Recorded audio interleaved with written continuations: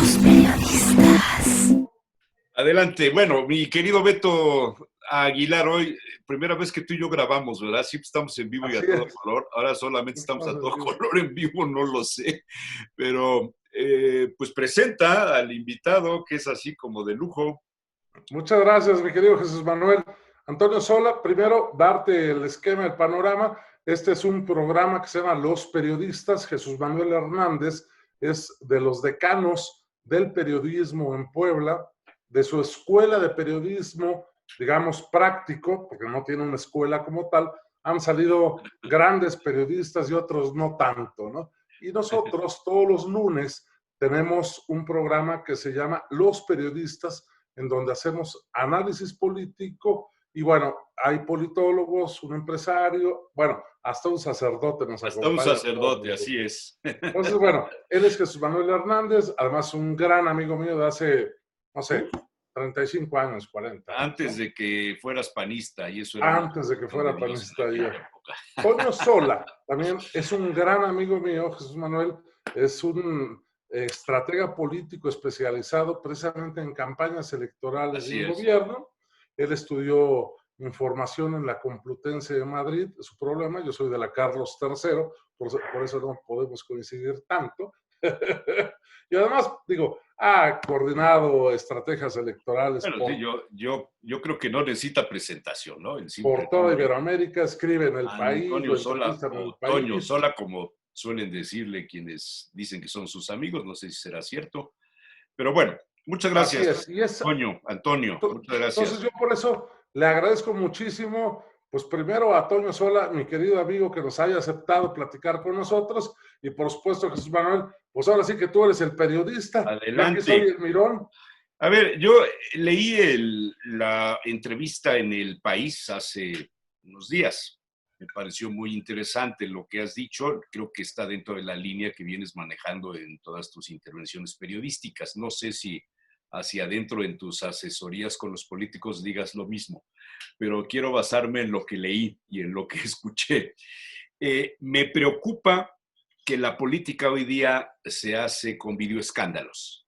Me preocupa que la imagen no tenga el sustento de la persona, que la ideología se ha rebasado, que los partidos políticos han sido rebasados, que las alianzas son la forma en la que se presentan quienes quieren triunfar pues en las candidaturas, y me preocupa la intervención de las nuevas tecnologías en cómo van a incidir en el momento de que la gente asuma su decisión de votar por fulano, por sutano o por mengano.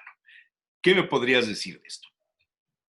Bueno, Jesús Manuel, lo primero es darte las gracias a ti, efectivamente, Toño, para los amigos y para ti también, y a mi querido Beto Aguilar, al que quiero y respeto muchísimo, un entrañable amigo de tantas batallas, la verdad, nos lo hemos pasado tan bien. Efectivamente, Jesús Manuel, el mundo cambió, vino un mundo para quedarse, en donde no solo las nuevas tecnologías que sí definitivamente cambiaron la forma en la que vivimos y cambiaron también la forma en la que hacemos política, sino todo lo que has dicho, la muerte de las ideologías, el nuevo cambio del sistema democrático, la política de la corrupción, esta clase de política y esta clase de políticos que simplemente están en pleno proceso de extinción, estos dinosaurios de la política del siglo pasado que, como digo, están en pleno proceso de extinción, va a dar surgimiento a una nueva política con clase, a políticos de clase, a una nueva era de la política gobernada en gran parte por la tecnología y por la horizontalidad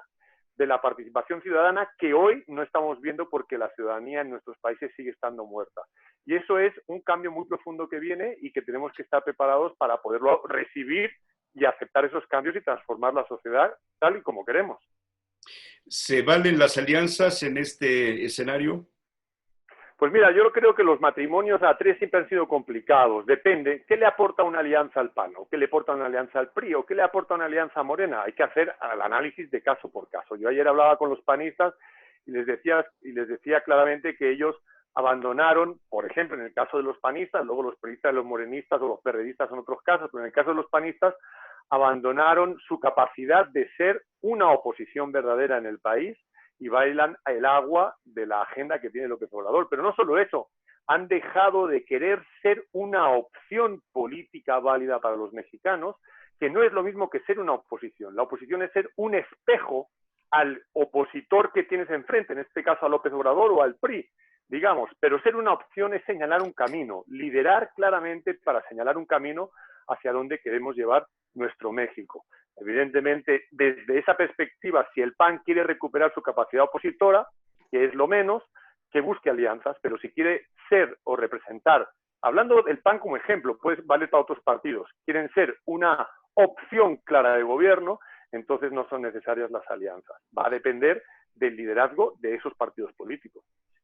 Nosotros vivimos, Puebla vivió en los últimos años una experiencia en estas alianzas. Durante muchos años el agua y el aceite no se juntaron y de pronto llegó un candidato avalado, promovido precisamente por Felipe Calderón, que juntó a todos los que estaban en contra de Mario Marín, del PRI en aquel momento, y se unieron todos para sacarlo y ganar Rafael. Pero ganó Rafael y ganó una corriente pragmática, funcionalista, pero no ganó el PAN, no gobernó el PAN. Y entonces muchos panistas que yo tengo relación con ellos, Beto, por ejemplo, dice, oye, ¿de qué sirve que hayan ganado la gubernatura si el PAN no está gobernando? Si la ideología panista, el sentido humanista, el bien común, todas estas cosas que nos animarían a los ciudadanos a contemplar al PAN como la pues opción valedera, no estuvieron presentes durante 6 años. ¿Qué caso tienen las alianzas? Ninguno, ninguno. Es lo que te digo. Para eso no sirve absolutamente para nada, porque pierden la identidad.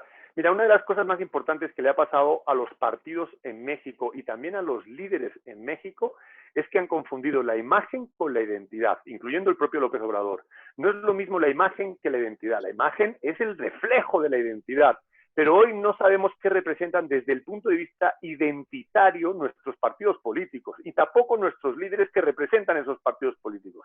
Por lo tanto, vivimos en una desgracia de la política, en una decadencia total de la política, en donde la única manera de gobernarla es a golpe de videocorrupción. ¿Y cuál es la salida?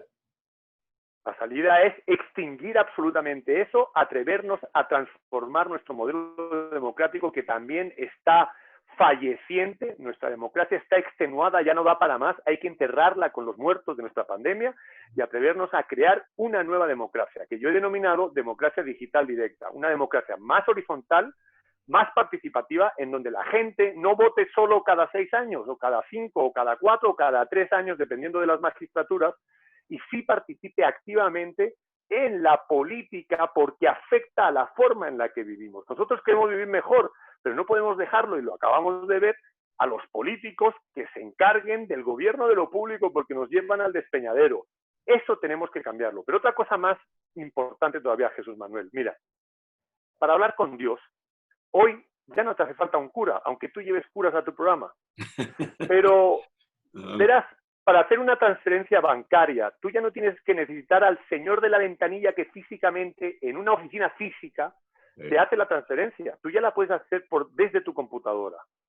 Para tú saber qué tiempo va a ser mañana, ya no te escuchan a ti, Jesús Manuel, o a Beto. Perdóname que te lo diga, yo que amo esta profesión de periodista, que originalmente soy periodista. Lees el post de tu vecina o de tu vecino, que es el que te dice o la que te dice qué tiempo va a ser mañana, y le crees. Si estos 3 tipos de intermediaciones, la de la religión, la de las finanzas y la del periodismo, 3 poderes de la vida pública, han perdido su capacidad simbólica de ser intermediarios ante los ciudadanos, ¿por qué pensamos que los políticos van a seguir medrando e intermediando a base de corrupción y de delincuencia organizada desde esta política a los intereses de los ciudadanos? Tenemos que cambiar el modelo de intermediación. Tenemos que pensar que necesitamos otro tipo de representantes. Y para eso hay que entrar al sistema democrático que hoy tenemos y romperlo desde dentro. ¿Hay que romper todo? No, hay que romper lo que no sirve y atrevernos en nuestras democracias. Eso pasa en México, en Estados Unidos, que es un país súper corrupto, en España, por supuesto, que es un país súper corrupto, y en tantos otros países que, como México, no nos estamos atreviendo a cambiar lo que no nos gusta. Y ha llegado el momento. ¿Sabes cómo se llama eso, Jesús Manuel? De parte de los ciudadanos, desesperanza autoaprendida. Ellos creyeron que con López Obrador se iban a acabar todos los males. Es el mejor ejemplo, es el mejor ejemplo, claro. claro. ¿Sí? Sí, sí. Y lo que está pasando en esa desesperanza autoaprendida es que hoy nos da vergüenza decir que votamos por López Obrador. Estamos en un proceso de resignación, de decepción total y claro, el señor se está yendo al despeñadero y los mexicanos no se quieren ir con él al despeñadero. ¿Qué vamos a hacer en el 2024, dentro de 4 años, cuando toquen las siguientes presidenciales? ¿Volvernos a esperanzar en esta política que se extingue? No, hay que pensar desde ahora qué es lo que queremos y como ciudadanos obligar a la transformación. Mira, las grandes transformaciones vienen de abajo hacia arriba. Yo nunca me imaginé, leyendo la historia, ¿verdad?, que los esclavos iban a ser liberados por los blancos así nomás. Los esclavos se tuvieron que rebelar, claramente, y además hicieron muy bien para acabar con el apartheid, por ejemplo, en Sudáfrica, después de 27 años de cárcel de un tipo como Mandela, que es una gran guía espiritual, Madiba, para muchos de nosotros. ¡Ey! Aquí está pasando algo. Tenemos que entender que es de abajo, de la base ciudadana, como podemos transformar las cosas. Pero no nos estamos atreviendo. El PAN está prostituido, el PRI lo está, Morena lo está, el PRD lo está. ¿Qué va a decir el mexicano? ¿Y qué voy a hacer? Sí, esto me hace pensar cómo será el tipo de campañas el próximo año. Tenemos elecciones intermedias, Cámara de Diputados, algunos gobiernos de los estados, algunas presidencias municipales. ¿Tendrán éxito las campañas de contraste famosas en tu recomendación en algún momento? ¿La guerra sucia será la manera de ganar la voluntad de los nuevos electores, de los chamacos que cumplen 18 años y que no han votado nunca y que no leen un periódico y que no ven un programa de televisión ni oyen la radio, sino se guían por las redes sociales y por otras cuestiones? Mira, Jesús Manuel, antes de responderte a esa pregunta, y para llegar a ella, déjame decirte los 3 grandes cambios significativos que acabo de vivir en la última elección que he hecho en República Dominicana en mitad de esta pandemia. Esta pandemia en donde vino un mundo para quedarse, como dije al principio. El primero de ellos es que los candidatos ya no necesitan pueblo, necesitan público. Y hay que ir a buscar al público, a esos chamacos que no van a la plaza pública, a un meeting, pero sí están metidos en los teléfonos celulares. 2, muy importante, no es la inteligencia individual la que va a gobernar, sino la inteligencia colectiva. Y eso es importante porque cambia la dinámica de hacer campañas. Y 3, y muy importante, ya no es la apelación al voto popular, sino al voto cerebral. Estos 3 simples cambios, aparentemente simples, están cambiando la manera en la que hacemos ya hoy campañas electorales. Deja tú las campañas de contraste. Ahora, te voy a responder porque me encanta que me preguntes eso. Las campañas de contraste no son las campañas sucias. A mí me encanta hacer las campañas de contraste y no hago campañas sucias. Las campañas de contraste son aquellas por las que yo digo, si tú fueras candidato, lo que yo creo que yo soy como candidato y lo que yo creo que Jesús Manuel es como candidato. Y eso se llama contraste, es legítimo, está permitido por la ley y por el órgano electoral. Y el contraste, déjame decirte algo, es bueno porque profundiza la democracia y ayuda a los electores a hacer democracia y a votar, a elegir. Una vez que termina el partido de la elección, lo que tienen que saber los candidatos, ganadores y perdedores, es que empieza una nueva etapa en donde la convergencia y no la confrontación, el consenso y no la corrupción, el egoísmo, no el egoísmo y sí la solidaridad, son las que confluyen en el ejercicio del gobierno, que es distinto al ejercicio de una campaña electoral. Interesantísimo. Don Humberto. Bueno, al final del día nos vamos a presentar en el 21 a una posibilidad de tener un contrapeso institucional al presidente de la República. En el 97 muchos pensamos que era la muerte de esas mayorías prefiguradas hacia el partido gobernante. Nos equivocamos porque en el 18 esas mayorías se prefiguraron desde digamos, la oposición a la corrupción, la oposición a ese binomio que el ahora presidente pudo, digamos, meter en un solo término, el PRIAN. ¿Cómo romper este término para ser atractivo al electorado, mi querido Tony? Mira, lo primero que quiero comentarte, mi querido Beto, es que efectivamente la emoción que primó las elecciones del 2018 con López Obrador como abanderado fue la ira de los mexicanos. Muchos votaron a López Obrador porque fue el instrumento para decirle no al sistema que el PRI y el PAN habían representado en los últimos sexenios.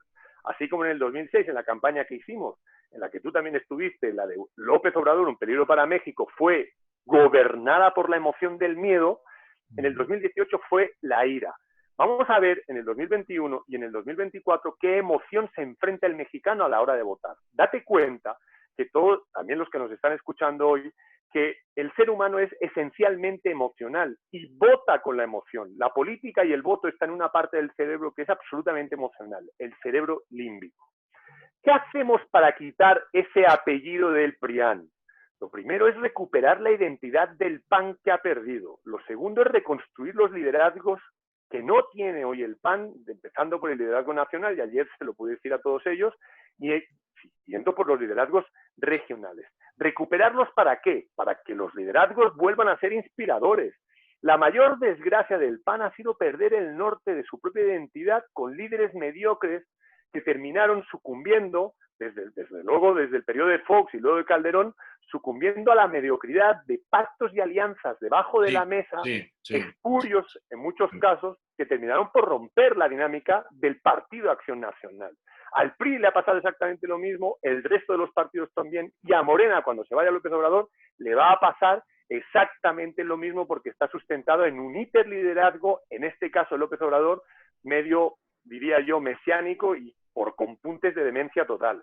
Entonces, yo creo que tenemos que pensar, a tu pregunta del PRIAN, recuperemos la identidad, recuperemos el liderazgo inspirador y busquemos de vuelta las causas perdidas que tuvo el PAN para una clase de media mexicana aspiracional, que en realidad es la clase media silenciosa de este México que decide una elección y que en su momento el PAN lo tuvo. Eso es lo que hay que hacer. Pero ¿cómo lograr esto si Ricardo Anaya en sus discursos, en sus intervenciones, se ha convertido en el promotor de López Obrador? Su política solamente es responderle. A mí me gustaría escuchar a un presidente de un partido político, a un líder que tuviera su agenda, que nos propusiera, que nos invitara a cambiar el pensamiento, a imaginar cosas de lo que puede ser en el futuro y no Marco a Cortés, responderle a lo que está diciendo y haciendo todos los días López Obrador, me parecería. Marco Cortés, ¿no? El presidente del PAN. Sí, sí, sí. ¿Por qué? ¿Quién dije? Dijiste Ricardo Anaya. Ah, perdón. Marco Cortés, Hasta yo me equivoco. Pero en realidad, Jesús Manuel, yo creo en lo personal que tiene que ver con esta decisión del PAN, me parece que estábamos aquí hablando del PAN, pero bueno, en esta decisión del PAN de ser una oposición o ser una opción. Ser una oposición es ser eso, un contestatario a alguien que gobierna tu agenda o que tú gobiernas la agenda y tienes un opositor que hace lo mismo. Pero ser una opción es ser una guía, ser una luz en el camino, indicar, vamos para allá. Y eso es. Y eso no está existiendo en México. Por eso, mira, esto lo dijo Chávez ya hace algunos años. Chávez, que fue un gran comunicador, un dictador del carajo, pero que fue un gran comunicador. Él decía, cuando le preguntaban, oiga, ¿y qué piensa de la oposición? ¿Qué oposición? Ah, ya.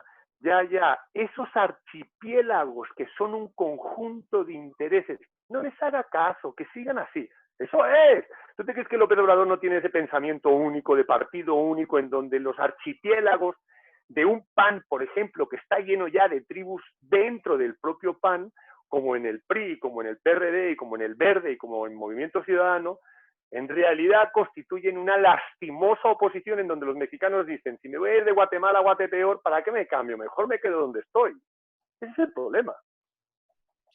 ¿Cómo articularías, mi querido Toño, un discurso distinto para el escenario que tenemos en el 21? Me parece claro, y yo también coincido, lo hemos platicado mucho con Jesús Manuel y yo, que este plan contestatario del partido, el presidente del partido, que además lo han dejado solo porque No te lleva nada. De los senadores no dice nada, el coordinador de los diputados tampoco figura, un Krill tampoco sale como presidente de la comisión política, los gobernadores no lo invitan, digamos, a un evento. O sea, sí es complicado ahora articular un discurso para el 21. Si no va a ser contraste, ¿cuál es la idea original que podríamos imaginar nosotros para ese discurso? Bueno, lo primero que te quiero decir es que yo no soy un mago, o mi No, adorada... ya me voy. No, no, ¿qué pasó? ¿Qué pasó? O mi adorada Virgen de Guadalupe que hace milagros. Que sabes que yo soy guadalupano a ultranza, ¿eh? Que Igual que conste. López Obrador también es guadalupano. Sí. No, no, ya, pero cuando te saca López Obrador el crucifijo y la Virgen de Guadalupe, siendo yo guadalupano y que con esto vamos a cuidar el virus, eso se llama una cantidad de cosas menos. Menos. Bueno, en fin, no me voy a meter en eso, ¿no? No Menos me voy a la meter en fe. eso. Claro, Pero claro. entendemos, No, entendemos. eso ya es confundir la religión, ¿no? Con la autocracia totalmente y con el mesianismo. Pero bueno, digamos que eso es otra cosa. A tu pregunta, Humberto, yo creo que lo primero que tiene que hacer el PAN y los partidos opositores es ir a ver qué están diciendo los mexicanos. Porque es que ni siquiera hay capacidad de escucha, porque los partidos opositores han cerrado el oído. En parte, por eso ganó Andrés Manuel López Obrador. Pero no desde el año pasado, porque López Obrador venía diciendo eso en los últimos 18 12 años. Sí. 12 años, exactamente. 12 años. Número uno. Número dos, si tú escuchas, haces una investigación profunda para entender dónde está hoy el mexicano. Y no es una investigación para saber qué piensa de la política. La política es una manifestación de la cultura. La cultura mexicana, la cultura social mexicana, el humor social mexicano es antes que la política. Y eso ustedes no lo están viendo. Desde ahí tú puedes ir hacia la política. Bien, eso es lo segundo. Lo tercero, tienes que efectivamente construir un relato, una casuística, una narrativa que indique qué quiere el PAN, cómo lo quiere, pero sobre todo más importante, por qué lo quiere.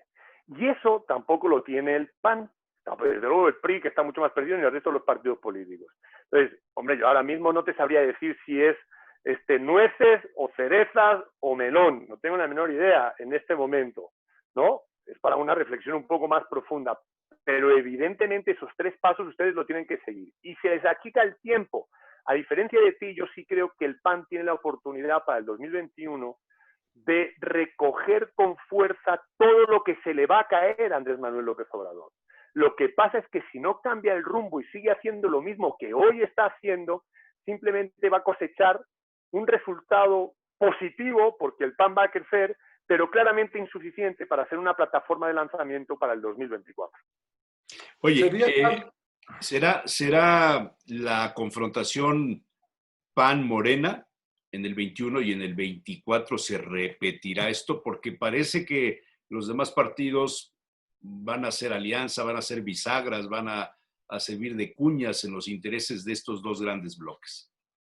Definitivamente el PAN es el eje polarizante para la elección del 2021. Dependiendo de algunos estados, el PRI puede ser, Movimiento Ciudadano desde luego en Jalisco, y habría que ver, digamos, en algún otro estado. Pero el PAN va a tener un eje rector de ser el polarizante frente a López Obrador, porque es el que más está cosechando en este momento la decepción de los que votaron en el 2018 por Andrés Manuel López Obrador.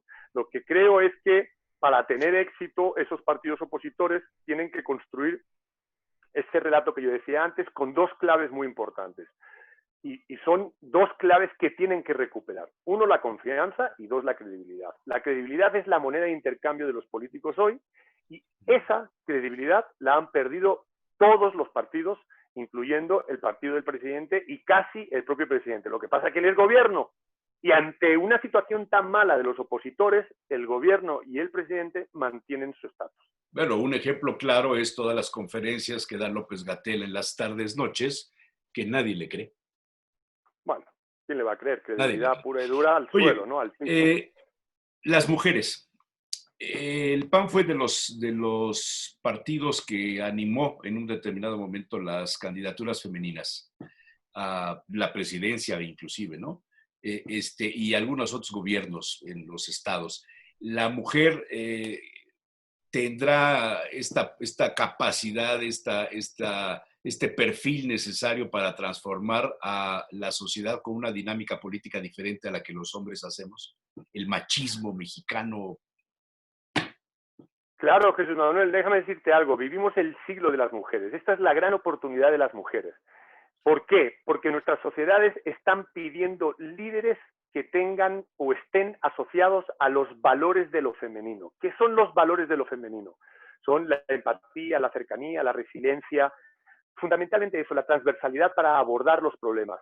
Las mujeres hoy están demostrados, están siendo las grandes oportunidades para liderar el gobierno de lo público en nuestros países. Necesitamos más mujeres en el gobierno de lo público y más hombres asociados a los valores femeninos que entiendan esa dinámica y que puedan gobernar desde esa perspectiva. Yo ni soy un feminazi, ni soy un defensor de las cuotas, aunque creo que las cuotas políticas para las mujeres son el acelerador para incorporar a la mujer a la política, porque hay mucho machismo en la política todavía, pero definitivamente quiero expresar con claridad que necesitamos muchas más mujeres en el gobierno de lo público y desde luego en la política y en campaña electoral.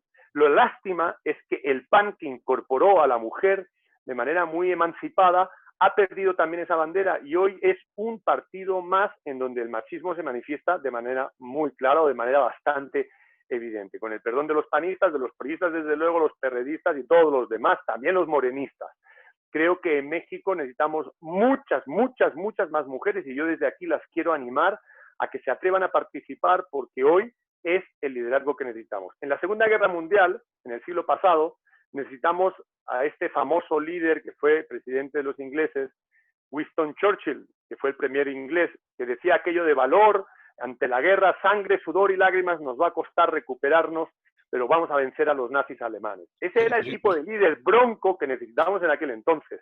Hoy necesitamos líderes mujeres que además estamos viendo algunos ejemplos, están desde mi punto de vista siendo muy exitosos. Déjame decirte un dato para terminar este cuento de la mujer. Los 5 peores presidentes en el mundo en la gestión de la pandemia son hombres.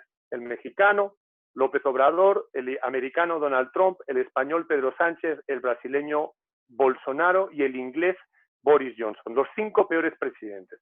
Los 5 mejores presidentes en el mundo, todos seguiditos, de los 213 países que hay reconocidos por Naciones Unidas, solo 13 son gobernados por mujeres y 5 de ellos, todos seguidos, son los mejores en la gestión de la pandemia. 5 mujeres, la alemana, Alemania, la Noruega, Taiwán, Islandia y Nueva Zelanda. Eso es ni más ni menos lo que necesitamos, también en México. Qué buen ejemplo, ¿eh? Qué fuerte, qué fuerte. Qué buen ejemplo. Oye, sí, yo Qué también buen creo en ejemplo. eso, digo. Yo tengo 2 hijas, ojalá se abran espacios para las mujeres y todo, porque vale la pena. Oye, mi querido Toño, ¿a ti se te ha atribuido que fuiste el responsable de acuñar esa frase, López Obrador es un peligro para México? ¿Tú crees que podríamos acuñar una frase para el 21, algo así como el PAN es la salvación de México? ¿O sería muy petulante? Toda consulta causa honorarios ya, ¿eh? Ay, oye, sí, Ahorita ¿qué pasó, Beto? Saca la American Express y pásala aquí en la pantalla. Para que... Me debes muchas, me debes muchas. Eso es cierto. Oye, ¿dijiste sanación o salvación? Salvación. Sí, es súper petulante y súper soberbio el punto de vista. Mira, yo creo que el PAN tiene que ser humilde. No sé qué frase pueda representar eso, pero tiene que volver a la humildad de la política. Y luego no tiene que llamar pendejos a los mexicanos que votaron a López Obrador, porque hoy están decepcionados y sienten vergüenza por haber votado a López Obrador. Pero en realidad, tú no les vas a decir, hijo de la chingada, ¿cómo es posible? Con perdón aquí mi castellano, pero es al revés. Es como al hijo pródigo, es abrazarlo. Es decir, oigan, ¿saben qué? Nos equivocamos todos. El PAN también se equivocó porque cometió muchas cosas mal. Gobernó mal, corrupción, muchas cosas. Usted se equivocó, siente que se equivocó también votando por López Obrador. Venga, tratemos de entender de nuevo cómo podemos reconstruirnos juntos. Y eso se hace desde la humildad. Y desde la humildad hay que abrazar. Y fíjate, te voy a ir todavía a algo más lejos que también es una enseñanza que yo he tenido en esta pandemia. Yo creo que tenemos que recuperar el valor de la verdad, número 1. Número 2, el valor de decirnos la verdad, desde la humildad. Y número 3, actuar desde la compasión. La compasión no es un término religioso, parece que es, pero no lo es. La compasión es un término humanístico, humanítico. Es aquel concepto que te permite entender que tú puedes abrazar al otro y ponerte en su lugar. Y ponerte en su lugar es entender por qué sufre, por qué la pasa mal, por qué votó por López Obrador, por qué te abandonó y por qué juntos podemos volver a construir un romance que nos lleve a recuperar juntos el poder en la presidencia de la República o la mayoría relativa en la Cámara en el 2021. Es muy sencillo, pero es una cuestión de actitud. ¿Necesitaríamos una especie de catarsis colectiva? Sí, México es un país de diván, de psicólogo que necesita catarsis colectiva. Y que no se sientan los mexicanos que estoy diciendo esto. España, por ejemplo, ya no es de diván, ya es de psiquiatra, que es un paso peor. Y los argentinos ya no es ni de diván ni de psiquiatra, es ya en lo siguiente, es neuronal. Entonces, esto también se lo he dicho yo a mis queridos llamados argentinos y también a los españoles. Entonces, que aquí los mexicanos no se sientan, pero sí, es un país de diván. Por supuesto que necesitamos hacer una catarsis pública de esto que nos está pasando. Yo también siento vergüenza de muchas veces estas mañaneras y este presidente que tenemos. A mí me encantaría que a López Obrador le fuera súper bien, para que a los mexicanos nos fuera súper bien, pero pues no está pasando. Una pregunta obligada, mi Toño. Hoy la comisión encargada en el INE da aprobado el nuevo partido político de Felipe Calderón. Mañana seguramente el Instituto Nacional Electoral votará a favor de este asunto. Le rechaza el registro al de la profesora Elbester Gordillo, al de este líder sindical Pedro Aces y a otros tantos, pero le da oportunidad a 3 partidos políticos. Este mercado que va a pelear Felipe Calderón es el mercado ese que tú dijiste que el PAN tiene que ir a recuperar. Yo coincido contigo, a mí en Puebla se me identifica con una corriente, digamos, panista, que se llama identidad panista, porque yo siempre he dicho que el PAN tiene que recuperar su identidad y que el PAN tiene que volver a ser el partido de la gente buena, de la gente trabajadora, de la gente honesta. ¿Sí? ¿Por qué? Pues el lastre que traemos es terrible. Pero esta incorporación al escenario político nacional del partido del Calderonato, pues seguramente le pegará al PAN, ¿no? Claro.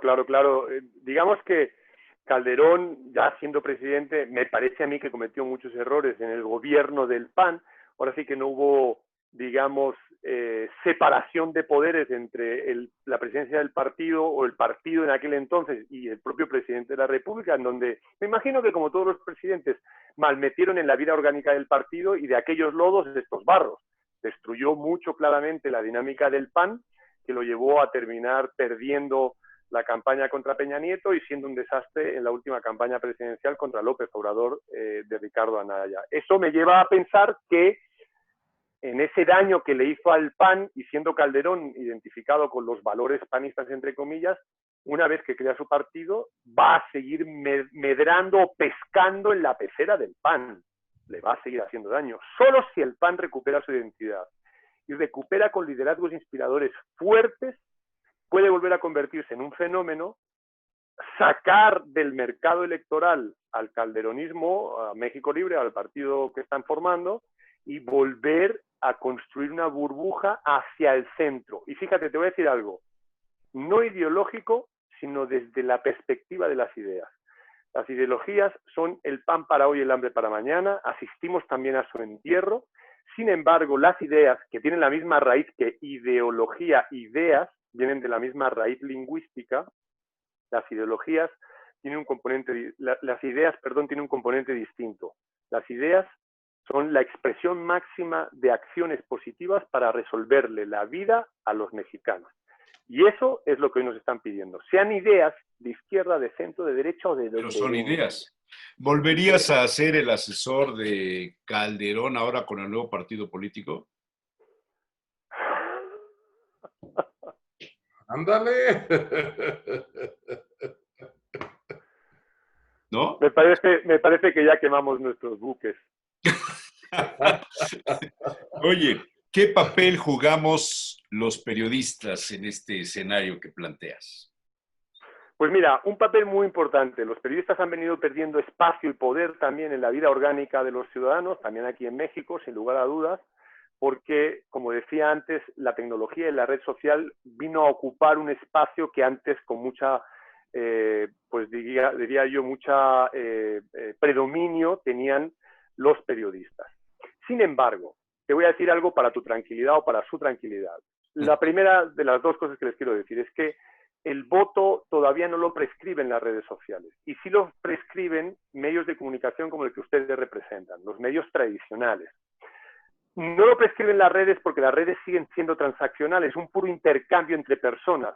Y la política en la red es más un conjunto de opiniones que ayudan a la conversación de una campaña electoral o de un gobierno, de la vida orgánica de un país. Sin embargo, los medios tradicionales, que por ejemplo Jesús Manuel o Beto Aguilar digan yo voy a votar por el PAN o soy panista o yo voy a votar por tal o cual partido, influye todavía de manera clara en la ciudadanía. Porque además ustedes tienen un espejo en las redes sociales donde también influye. Dicho esto, lo que te quiero decir es que yo creo que frente a la pérdida de poder y presencia del mundo del periodismo, hoy más que nunca el papel del periodista librepensador, con autoconciencia, pensamiento autocrítico y singularidad, que significa estar dispuesto a marcar la diferencia desde el periodismo, tienen la llave de entrada a la próxima democracia que tenemos que construir. Así que yo creo que el papel que ustedes tienen por jugar es estrictamente vital. Claro, no lo digo por ustedes dos, que se dejen de vender, que dejen de cobrar dinero espurio, que no acepten cualquier cosa, que no les compren la conciencia. Todo eso también en el mundo del periodismo tiene mucha negritud, o mucha oscuridad, no negritud, porque es un término muy racista, mucha oscuridad encima y hay que despejarlo. Claro. Muy bien. No sé cómo andes de tiempo. Yo por mí me pasaba más tiempo, pero ¿tienes otro compromiso? ¿Tienes otra entrevista? Tengo otra entrevista, pero si quieres unos minutos más, nos los 2 echamos con minutos mucho más. gusto. A ver, Beto Aguilar, última pregunta. No, pues la última, decirte, oye, Toño, tú sabes que el aprecio y la admiración que te tengo como consultor es alta. A mí te sigo regularmente, deberías de seguirme a mí. Crecerías un poco. Pero me parece que estos términos nuevos que tú, por ejemplo, estás utilizando, ¿no? Esta expresión, por ejemplo, de una democracia digital, de esta expresión de las redes sociales influyen o no, esta expresión de los periodistas tienen que jugar un nuevo rol porque si no nos estamos yendo para abajo. ¿Cómo utilizar ese nuevo lexicón político en estos momentos? ¿Cómo promoverlo, pues?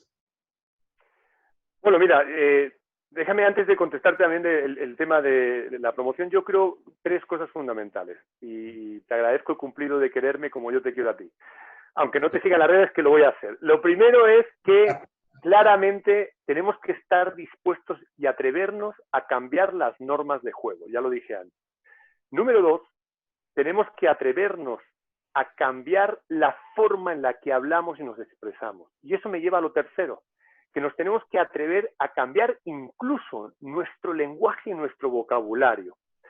Si eso estamos dispuestos a aceptar eso, que necesitamos unas nuevas formas, un nuevo pacto social, porque todo lo que pensamos de la economía, el sexo, la religión, la sociedad, ha quedado obsoleto antes de la pandemia, pero sobre todo durante la pandemia, nos debe de llevar a cambiar el fondo en el que nos expresamos y la forma en la que hablamos. Dicho esto, que tú lo expresaste muy bien, efectivamente, yo creo que desde la dinámica de los partidos hay que encontrar, Beto, líderes que estén dispuestos a este cambio. No todos están dispuestos. Claro, claro. Pero te voy a decir algo más, mucho más importante. La nueva generación de niños y niñas de 0 a 15 años vienen con un cuarto nivel cerebral que se acaba de descubrir. Nosotros tenemos 3 niveles cerebrales, el neocórtex, el límbico y el reptiliano. Los niños de 0 a 15 años traen el cerebro aquí hospedado, el nuevo, el cuarto, que se llama, es un cuarto cerebro que es holístico, es una especie de supraconsciencia. Estos niños vienen evolucionados, no psicológicamente, biológicamente. Los que tienen 15 años van a votar en el 2024. Y nadie, tampoco el PAN, le está hablando a ellos. Y ellos hablan de otra manera. No solo eso, les encanta la política, pero no esta clase de política. Les gusta otra política de clase. Totalmente, Le encanta ser totalmente, le encanta ser políticos, pero no esta clase de políticos, otros políticos de clase. Y totalmente. necesitan un nuevo lenguaje al que nos tenemos que atrever. Eso es. Yo, a tu pregunta, te diría, diríjanse hoy a los que hoy tienen 15 años, que son los próximos votantes, y entiendan lo que están pensando para empezar a hablar el lenguaje que ellos tienen, porque A son ver, los que vienen nuevos. mi Toño, lo podríamos resumir en una expresión de 2 palabras. ¿La sociedad necesita a los auténticos políticos? Sí. Hay que volver a la autenticidad, sí. Hay que volver al valor de la autenticidad, definitivamente. Claro, claro. Entonces Oye, me das la razón. me quedo con esto de ser opción y no oposición, el siglo de las mujeres, el nuevo lenguaje, y que los jóvenes que van a votar el próximo año y en el 24 nacieron con un chip que nosotros no tenemos, y hay que entender eso para poder comunicarnos con ellos. Sí, señor. Excelente. Toño Sola, muchísimas gracias, es un placer. Es un honor para mí, Jesús Manuel. Beto, un abrazo a ustedes dos y a todos los que hoy espero no se hayan ofendido y que yo hablé con mucho respeto. También les mando un abrazo muy cariñoso. Que Dios los bendiga. Pues a ver si programamos para el próximo año, ya que estén las campañas, un análisis. Bueno, si es que no estás con el calderonato, como dice Beto, o con el, no sé con quién ahora, bueno, con quien estés. Gracias, Antonio, muy amable. Gracias.